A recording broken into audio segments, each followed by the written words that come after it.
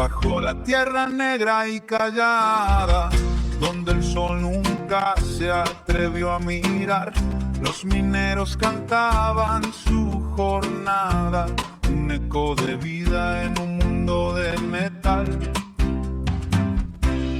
Hijos de la mina, hijos del carbón, su sangre y sudor tallaron la razón, en las entrañas del mundo dejaron su voz. Hijos de la mina nunca mueren. En los años 40, cuando todo era gris, con sus manos tallaron lo que el mundo no ve. Santa Bárbara escuchó sus plegarias allí, donde el polvo y el fuego nunca piden por qué.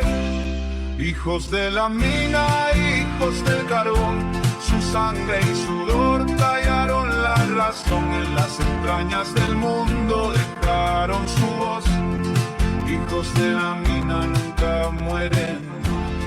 Hijos de la mina, hijos del carbón, su sangre y sudor tallaron la razón, en las entrañas del mundo dejaron su voz. Hijos de la mina nunca mueren, no.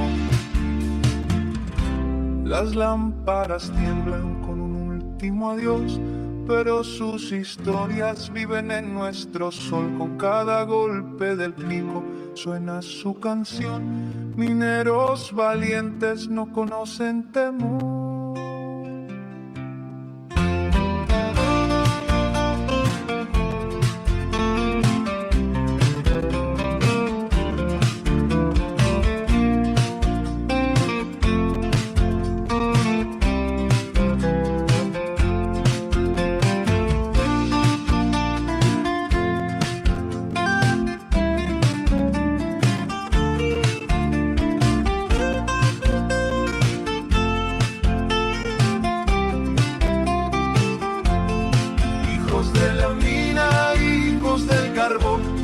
Sangre y sudor tallaron la razón, en las entrañas del mundo dejaron su voz.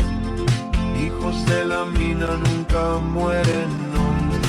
Hijos de la mina, hijos del carbón, su sangre y sudor tallaron la razón, en las entrañas del mundo dejaron su voz.